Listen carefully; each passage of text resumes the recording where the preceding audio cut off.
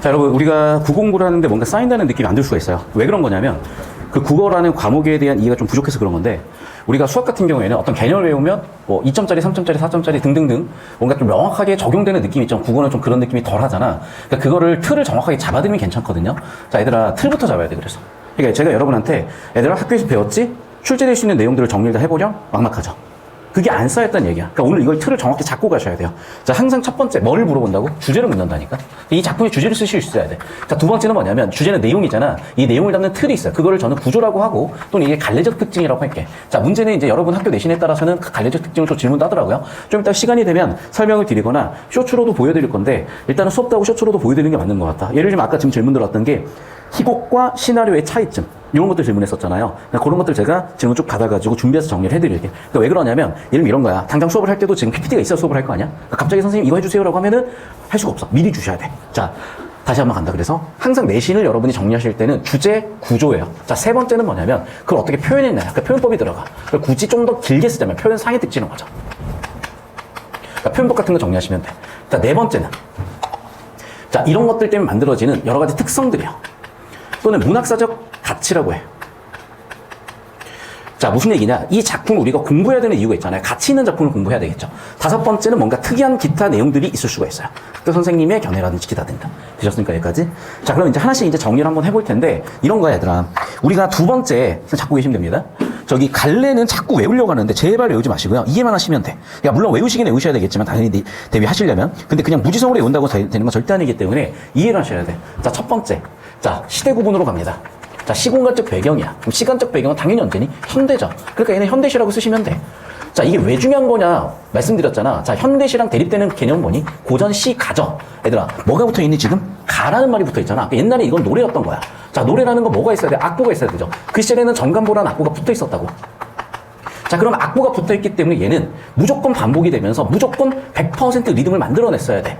그러니까 이게 눈에 보이게, 객관적으로 눈에 보이게 객관적으로 보여졌기 때문에 이걸 뭐라고 한다? 외형률. 바깥으로 형태가 드러났다. 외형률이라고 하는 거고. 자, 규칙을 따라야 반복 리듬이 생길 거 아니야. 규칙을 따른다. 그러니까 정형식. 형식을. 형태를. 규정이 돼 있다. 정의가 돼 있다. 정형시라고 하는 거야. 됐어? 그럼 여기 대립되는 개념이니까 당연히 외형률이 아니라 뭐라고 하면 되겠어요? 내재율이라고 하면 되겠지. 자, 그럼 봐라. 두 번째. 정형시가 아니라 뭐라고 하면 되겠어? 자유시라고 하면 되겠죠. 자, 여기서 더 나간다. 얘는 내재율도 아니야. 뭐야, 아예. 산문시야, 산문시. 아예 줄글로 써져 있잖아. 그러니까 이름 뭐라고 하면 되겠어? 자유시면서도 산문시라고 하는 거예요. 이해됐니? 그래서 학교 내신 필기를 보면은 서정시, 산문시라고 써져 있어. 자, 서정시는 왜 서정시냐? 자, 주제가 서정, 주제가 정서를 표현했기 때문이야. 그래서 하나씩 이제 다시 한번 메타데이터를 붙여보면 이렇게 돼. 자, 첫 번째. 잡고 계시면 됩니다. 첫 번째. 자, 우리가 항상 뭔가 정보를 세팅할 때 이런 시공간적 배경. 자, 시간적 배경은 뭐야? 현대시야. 현대시 특징은 여기서 바로 이렇게 이어질 수밖에 없는 거야. 자, 두 번째. 형식의 특징이야. 형식의 특징은 뭐야? 뭔가 규칙이 있는 게 아니라 자유롭게 쓴 거야. 특히 그 자유가 넘치다 못해 뭐라고? 아예 산문의 형식을 갖고 있으니까 산문시라고 하는 거고, 이거는 주제가 서정시기 때문이야. 됐죠? 자, 여기서 더 나가 볼게요. 자, 그러면 산문시의 특징은 뭐냐? 자, 봐봐. 우리가 운문, 산문으로 나와서 당연히 운문이냐, 산문이냐, 운율의 유무 가지고도 설명을 하지만, 특히 이런 산문시의 의도는 뭐냐면요. 소설, 서사장르의 특성을 가지고자 하는 거야. 그래서 인물, 사건, 배경 세팅이 되는 경우가 많아요. 됐니? 자, 그럼 벌써 인물이 몇 명이 나왔어? 아시다시피 나가 나왔고, 두 번째는 엄마가 나왔고, 세 번째는 국밥집 사장님 나왔지. 국밥집 사장님 맞지?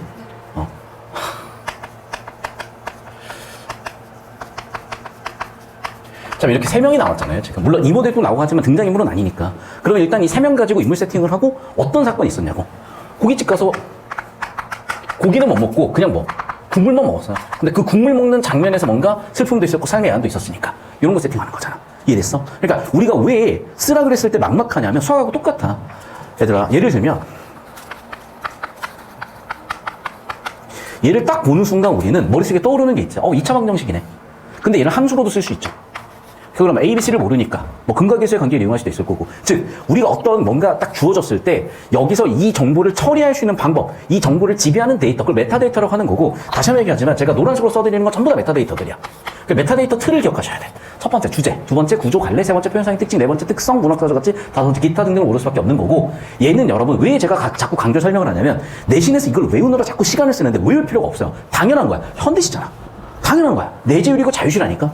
그런데 예외적으로 일부 외형률도 있고 일부 정형시도 있겠죠. 현대시지만. 그런 애들은 특히 따로 공부를 하는 거야. 근데 고전 시간은 100% 노래기 때문에 이거는 고전 시가 100% 쓰이는 거야.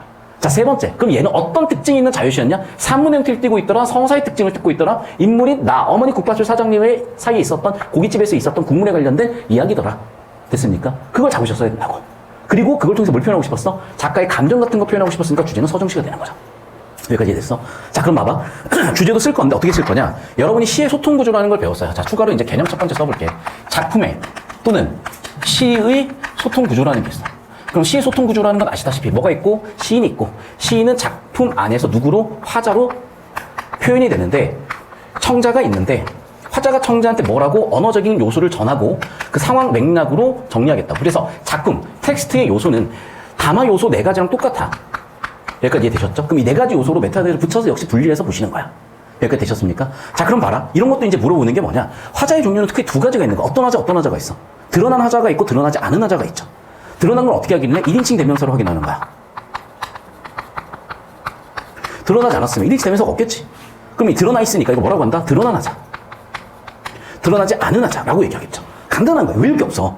근데 이걸 이해라고 정리하면 외워지거든요. 자연스럽게. 근데 이해를 안 하고 쓰기만 해버리면, 쓰지도 않아 버리면 잡고 계시면 돼요. 여기 계속. 이해되셨죠? 여기까지? 자, 그럼 봐. 이게 주제의식을 형성하지 않겠어요, 이제?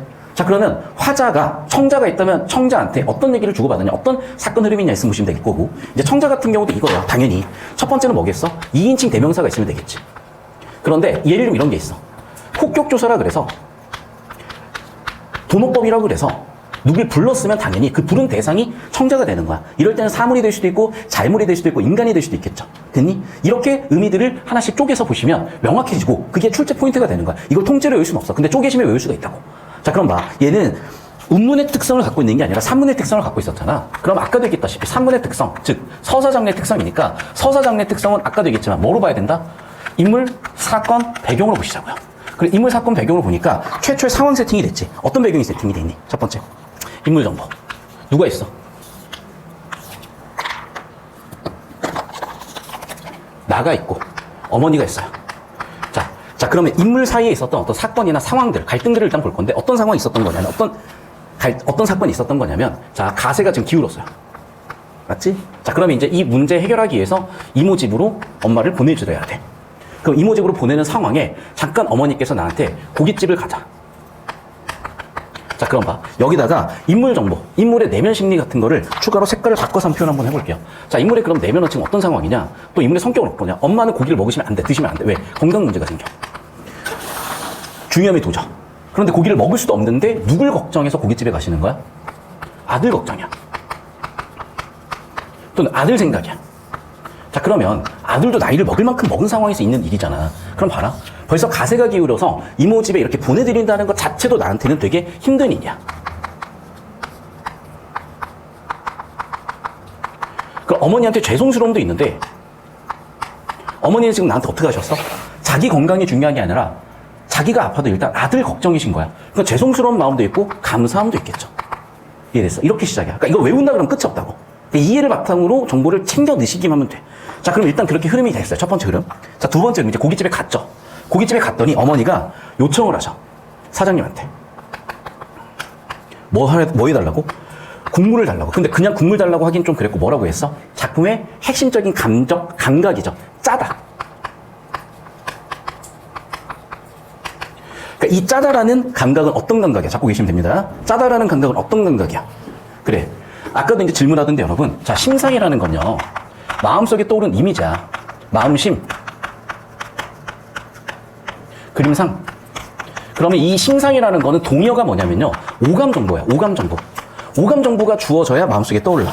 짜다라고 했을 때 짠 감각이 떠오르잖아. 파랗다라고 했을 때 파란 감각이 떠오르잖아. 그 오감 정보는 당연히 시각, 청각, 후각, 미각, 촉각 같은 게 있는데 여러분 시각이 우리 감각의 80%이기 때문에 거의 대부분의 시에는 시각이 다 있어요. 그럼 어떤 걸 내는 거냐? 시각도 내긴 내지만 특히 이렇게 뭐 미각적인 건 되게 특이한 거야. 그래서 당연히 짜다라는 미각적인 거를 포인트를 잡아서 낼 수밖에 없는 거야, 이거는. 그래서 짜다라는 감각 환기됐고, 두 번째. 어머니께서는 짜니까 국물을 더 주세요라고 했는데 사장님은 의아하죠. 근데 뜻을 알았지. 무슨 얘기야? 얘네가 돈이 없어. 사정이 안 좋아. 사정이 안 좋지만 어머니의 마음은 있어. 그래서 사장님도 그걸 아니까 어떻게? 국물 더 흔쾌히 주셨죠. 그런데 거기서 주시는 게 멈추는 게 아니라 어떻게? 엄마가 계속 나한테 국물을 부어주시는 거야. 그러니까 뭐냐, 고기는 못 먹여도 고기 국물이라도 먹이려고 하시는 거지. 그래서 고기 국을 계속 나한테 더 주시니까 내가 당황스러워가지고 움직이다가 뭐라고 하지? 뚝배기가 아니라 뭐라고 했는데 이게 그 방언이잖아. 잠깐만, 짜글이었나? 투가리 움직이다가 투가리가 뚝배기야. 투가리를 툭 하고 친 거야. 그럼 바로 얘들아, 툭이라는 건 어떤 감각이야? 최소한 청각이죠. 그리고 내가 움직이다가 툭 하고 부딪혔으니까 뭐도 될 수 있어? 경우에 따라 촉각도 될 수 있는데 일반적으로는 청각이고 학교 선생님께서 촉각이로 안 써주셨으면 그냥 청각이로 하시면 돼. 그러면 툭이라는 의성어 때문에 또 내가 뭔가 이미지가 되는 거죠. 그럼 봐봐. 툭 하는 소리나 어떤 그런 게 누가 솔직히 그 밥 먹는 거 보고 있겠어요. 신경도 안 쓰지만 나는 왠지 그게 마음에 걸리는 거야. 그래서 나의 마음, 그리고 어머님도 계시고, 그리고 아무래도 사장님도 이걸 보고 계셨을 거 아니야. 그럼 사장님도 얘들아, 국밥집에서 백종원이 아니야. 이분이 지금 백종원이 여기서 지금 국물 안 만들고 있어요. 그러니까 이 사장님도 그렇게 여유가 있으신 분은 아니야. 그러다 보니까 사장님께서 마음을 아셨는지 뭘 해줄 건 없으니까 그냥 깍두기라도 더 챙겨주는 거야. 그러면 차라리 냅두면 돼. 차라리 냅두면 되는데 괜히 깍두기 챙겨주니까 뭔가 서러워지면서 아예 눈물까지 나버리는 거야. 그런데 그 나이 다 먹은 사람이 눈물 나는 게 창피하니까 눈물을 가리게 하는 행동을 하는 거죠. 이해됐니? 그럼 봐. 뭐가 나와 있어? 어떤 장면들로 서사적 흐름이 있는 거잖아. 이해됐어? 자, 그래서 여기까지 필기하시면 되겠고, 자, 그러면 이제 이런 내용들을 정리해서 학교 선생님께서 물어보신 거죠. 자, 그럼 이쪽으로 와봐. 자, 그러면 이제 여러분 특성을 쓰실 수가 있는 거야. 그럼 어떤 특성이 있겠냐? 첫 번째, 산문적이죠. 그런데 봐라. 스토리가 있으니까 당연히 뭐겠어? 서사적이죠. 동시에 뭐겠어? 어떤 이야기, 일화가 있으니까 일화적이겠죠. 그러니까 이거는 당연한 거야. 외우는 게 아니라. 이해되셨죠? 그 다음에 봐봐. 이 사람의 감정이 들어가 있잖아. 그 서정적이겠죠. 그 다음 봐봐. 우리가 현실에 있을 법한 이야기잖아. 그러니까 서사적에서 나오는 건데 현실성이 또 있을 거고. 현실적이니까 사실성도 있겠죠. 이해됐니? 야, 너무 웃으면 민망하잖아. 아니, 자다가 나라 너희들 이런 거 아는데 그냥 모르는 척 해줘. 웃다가 그 살에 들러가지고 그렇게 하면 민망합니다. 주무셨던 분이.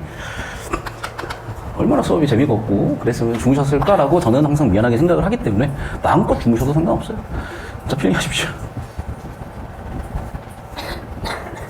자, 그럼 이제 주제는 뭐겠어? 아까도 얘기했지만 일단 화자가 있으면 화자 또는 주어 같은 거 써주시면 되죠.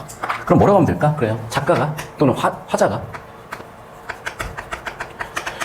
어머니의 사랑을 느끼고 힘든 삶의 상황에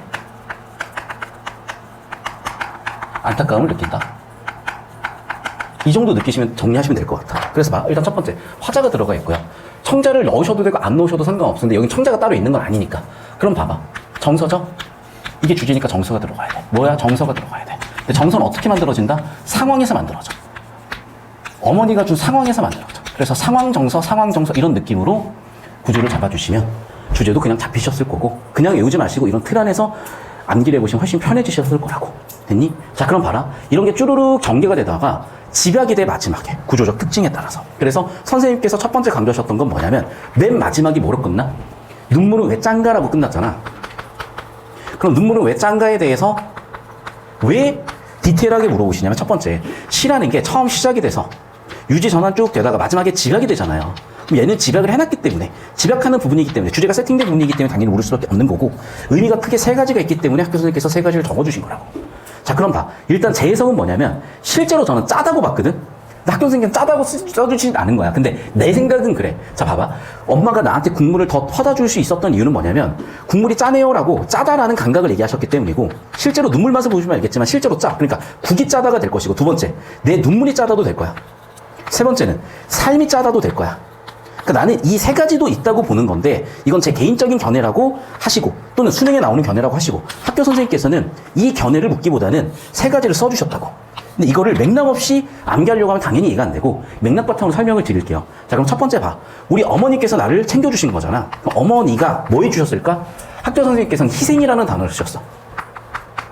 그럼 왜 희생을 했을까? 어머니께서 고기를 먹으면 안 되잖아. 건강에도 불구하고 자신의 건강보다는 아들의 건강을 더 챙기신 거니까. 그래서 어머니의 희생이라는 상황. 그럼 나는 거기서 뭐라고 느끼는 거야? 감사함이죠. 자, 봐. 그래서 항상 얘기하지만 뭐라고? 어떤 상황이 세팅이 됐으면 그에 대한 반응으로 정리하시면 되겠다. 그래서 어머니의 희생에 대한 감사함. 첫 번째. 두 번째는 뭐였다고? 그러면 어머니가 희생하실 수밖에 없는 나의 상황이 있었을 거야. 그래서 화자의 삶, 힘든 삶, 상황에 대한 안타까움.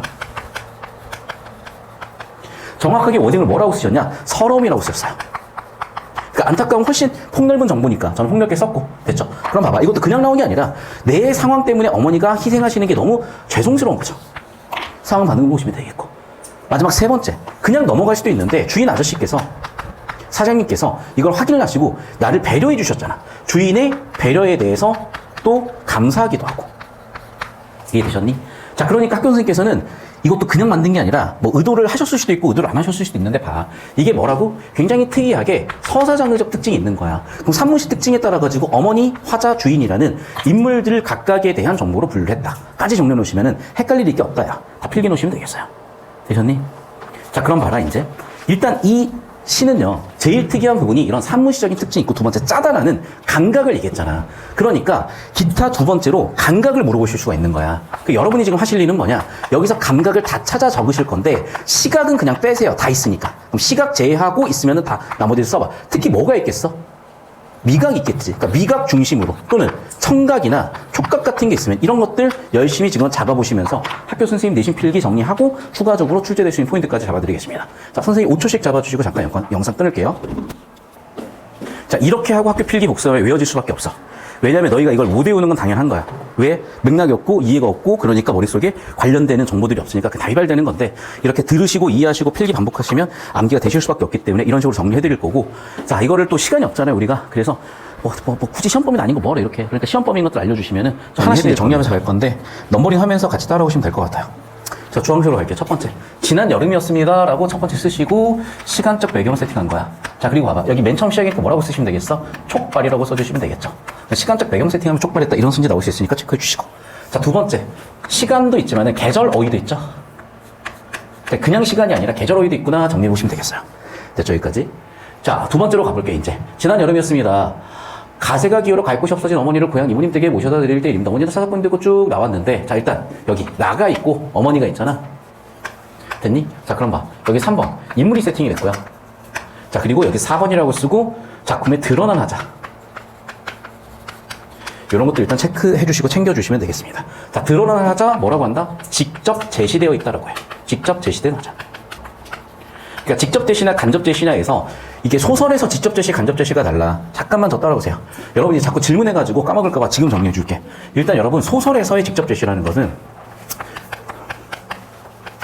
서술자가 화자잖아. 서술자가 주어잖아.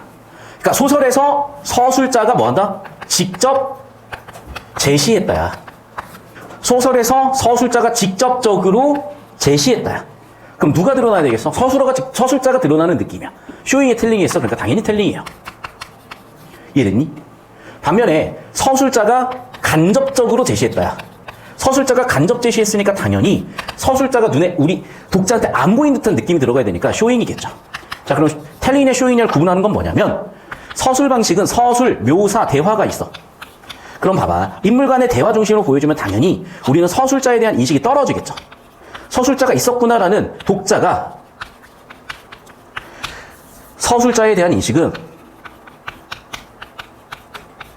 서술로 높아질수록 서술자가 직접 얘기하는 느낌이 들 거고 묘사나 대화가 높아질수록 서술자가 없는 것 같이 느낄 거니까 묘사나 대화가 많아질수록 서술자에 대한 인식이 떨어지니까 서술자가 간접적으로 느껴질 것이고 반대로 서술자가 직접 막 떠들어. 특히 만약에 작가 기획까지 해버리면 서술자가 있다고 명확하게 인식하지 않겠습니까? 그래서 직접 제시라는 거는 텔링 중심, 서술 중심을 했을 때라고 소설에선 정리를 하셔. 자, 여기 저쪽 끝에 놓고 5초만 잡아주시고 오면 되겠어요. 그러니까 이론은 이렇거든. 근데 이게 막상 문제 들어가면 또 헷갈릴 수가 있어서 일단 이론 정리하시고 문제 들어와서 다시 한번 보실 거야. 자, 그럼 이쪽으로 와볼게요, 이제. 자, 저거랑은 별개다. 저거랑은 별개로 시에서 직접 드러나 하자. 직접 제시된 하자. 왜? 나란히 2인칭 대명사가 직접 드러나 있잖아. 그래서 직접 제시됐다, 직접 드러났다, 드러나 하자다라고 한다고요. 여기까지 필기하시고. 그래서 시랑 소설 같은 데서 같은 개념어를 다르게 쓰고 그 부분에서 자꾸 헷갈려 하니까 제가 설명드렸습니다. 되셨죠, 여기까지? 자, 그러면 이제 쭉 우리가 흐름을 봤더니 희상이 촉발되는 것들 보니까 여름이라는 것도 중요했지만 처음부터 끝을 관통하는 가장 중요한 소재가 뭐냐고? 바로 고깃국이에요. 그래서 이 고깃국이라는 게, 자, 지금 색깔을 바꾼 이유는 중요해서고, 그러면 5번째, 얘를 뭐라고 한다? 시상을 촉발하는 소재라고 한다. 그런데 촉발이라는 말과 환기라는 말은 비슷하게 쓰셔도 되는데, 촉발은 초반부일 때야. 환기라는 거는 전체 부분에서 가능합니다. 그래서 시상 촉발, 시상 환기 둘 다 가능하고 고깃국이 그런 역할을 하고 있다 정리하시면 되겠고, 됐습니까? 쭉 한번 흐름을 보시면 되겠는데, 자, 제가 시각은 처리하지 말라 그랬는데 처리해야만 하는 시각이 하나 보여서 시각 하나를 처리할 거야. 자, 그래서 5번까지 정리됐고 6번 볼게요. 어머니의 주름살이 더 깊게 보였다. 6번이야. 봐봐. 보였다니까 당연히 무슨 정보야? 시각 정보야. 그럼 왜 주름살이 깊게 보였을까? 마음을 읽어냈기 때문이죠. 자, 그럼 봐. 여기서 시각적 심상이 중요해지는 이유는 왜 그런 거냐면 주제 정서가 보였기 때문이야. 즉, 어머님의 희생이 보였기 때문이야. 여러분 학교 필기 그대로 자면 어머님이 나에 대한 배려가 보였기 때문이야. 그러니까 어머니 희생이 보이니까 일단 나는 죄송스러움이 보이잖아. 감사함도 보이잖아. 그러니까 어머니의 모습이 더 디테일하게 보이기 시작을 하니까 그걸 이렇게 표현한 거야. 됐어? 그래서 어머니의 희생에 따른 죄송함과 감사함이 여기서 어떻게 드러나 있다? 간접적으로 드러나 있다. 이렇게 시에서는 읽어낼 수가 있어요. 됐니? 또는 필기하십시오. 됐죠? 그래서 우리가 6번 정도까지 정리가 됐고 필기 꼭 하셔야 됩니다. 선생님 여기 한 30초 잡아주시면 되겠어요. 자, 그럼 봐. 이제 여름이라는 거는 촉각이잖아. 이제 더위라는 건 촉각으로 느끼는 거니까. 근데 촉각 정보보다는 일단은 어머니의 주름살이 더 보였다. 일단 시각 정보 위주로 보였고. 필기 끝났습니까? 자, 그 다음 가볼게, 이제. 설렁탕 집에 들어가 물수건으로 이마에 흐르는 땀을 닦았다. 자, 이것도 이제 중요한 건데 왜 그러냐면 나중에 눈물이 나니까 그걸 땀인 척도 닦는단 말이야. 여기서 땀을 닦았다랑 맨 마지막에 땀을 닦았다, 눈물을 닦았다 연결해 주시면 돼요. 자, 그럼 봐봐. 이마에 흐르는 땀이니까 여기는 당연히 촉각적 심상이죠. 그래서 7번 촉각도 하나 짚어놓으시고, 더운 때일수록 고기를 먹어야 더위를 안 먹는다. 고기를 먹어야 하는데 아이고 어떻게 고깃국을 먹어둬라 라고 어머니가 걱정하시면서 쭉 줬고요. 설렁탕에 다대기를 풀어 한 대가락 숟가락 국물 떠먹었을 때였습니다 라는 건 여기까지도 일단은 촉각 관련된 거죠. 근데 떠먹었으니까 이제 슬슬 미각으로 들어올 거야. 어머니가 갑자기 주인 아저씨 불렀고 무슨 일 있어요? 라고 봤더니 너무 많이 풀어서 짜다. 9번 미각이죠. 그래서 더 주셔라 하는데 여기서 국물을 더 달라는 거는 보니까 뭐야? 나에 대한 또 배려. 어머니의 희생은 아니거든요. 왜냐면 뭐 이걸 희생이라 할 건 없으니까. 그러니까 어머니가 자식을 걱정하는 마음 정도라고 보시면 되겠죠. 어머니의 마음이라고 읽어보시면 좋을 것 같아. 그래서 굳이 이렇게 아저씨를 불러서 내 어머니께서 국물을 더 받으셨고, 사실 또 민망하잖아요. 그냥 국물 더 달라고 하기에는. 그래서 아이한테 뭐라도 더 먹이고 싶은 어머니의 마음이 보이셨을 거고, 미각적 감각까지 10번 읽으셨으면 되겠다. 됐습니까? 필기하시고. 뭐 국물 정도 주는 건 문제가 안 되죠. 자, 그러니까 봐. 어머니가 국물을 받아놓고 이제 누구한테 주는 거야? 자식한테 주는 거예요. 자, 그리고 투가리 11번. 이게 투가리라는 표현을 혹시 쓰니? 처음 듣거든요, 저도. 근데 뚝배기였고, 근데 뚝배기라 그러면 진짜 약간 좀 느낌 좀 그런 것 같다. 차라리 투가리가 더 나았던 것 같고, 이게 방언이었기 때문에 방언 향토적이다 읽으시면 돼. 그냥 토속적이다 읽으시면 돼. 정감 있다 읽으시면 돼. 국물을 부어주셨고 난 당황할 수밖에 없지. 그러면서 이거 이렇게 먹어도 되나? 그러니까 이 사람들이 되게 순박한 거예요. 무슨 말인지 알죠? 뭐 사이드로 우리 아이 먹게 뭐를 더 주세요가 아니야. 국물 더 달라는 것도 이렇게 죄송스러운, 그러니까 되게 순박한 사람들인 게 보였을 거고 눈치를 본 거죠. 근데 우리 주인 아저씨도 이런 사람들의 성품이 보이니까 더더욱 마음이 쓰셨을 거야. 됐죠? 그러다가 그만 주세요라고 하고 했는데 13번 툭 하고 부딪혔대. 그러니까 툭 하고 부딪힌 건 여러분 일단 봐봐. 툭이라는 건 뭐니? 음성상징어지. 어떤 상징어야? 청각. 그러니까 뭐라고 하니 얘는? 뭐라고 해? 의성어지. 자, 그 다음 봐. 의성어고 툭이니까 당연히 청각적 심상이 우선이겠지만 내가 툭 하고 부딪혔으면 당연히 촉각적 심상도 있었을 거고요. 눈에 보였으면 시각적 심상도 있는 건데 일단 직접 드러나는 건 청각이 메인이니까 청각적 심상으로 보시면 되겠어. 왜? 더군다나 소리라고 했으니까.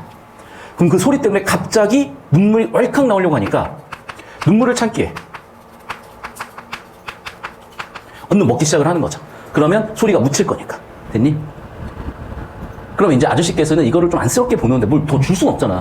그러니까 어떻게 하신 거야? 깍두기라도 챙겨주시니까 내가 울컥 울어버린 거야, 이제. 필기하시고. 봐봐. 씹어댔다는 그런 뭐겠어? 일단은 씹는 거는 촉각적 감각도 있을 거고, 미각적 감각도 있겠죠? 그래서 15번. 여기까지 정리해 놓으시면 되겠고. 공감각은 아니야, 이게. 공감각은 감정의 전이가 있어야 공감각이고, 넘어가서, 그러자 주인 아저씨는 또 나를 배려해 주시는 게 나를 울려버렸죠. 그래서 16번 넘어와서, 여기서는 주인 아저씨의 배려. 그 주인의 배려 때문에 나를 울으면 안 거.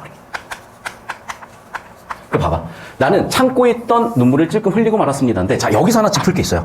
자, 감정이 직접 드러난 부분이 있고 아닌 부분이 있어. 찾아봐. 감정이 직접 드러난 부분을 찾아보세요. 위쪽에 있어. 저기 잡아주십시오. 감정이 직접 드러난 부분이 있어. 찾아봐. 서럽게. 감정 직접 제시 여기는. 감정 직접 제시는 감정 어휘가 있으면 돼. 감정 어휘 보였죠? 자, 이거 왜 제가 강조하냐면 이 부분은 직접 제시야. 그런데 왜 선생님께서 감정을 간접 제시했다라고 설명하셨냐면 지각하는 파트는 감정의 간접 제시가 맞거든.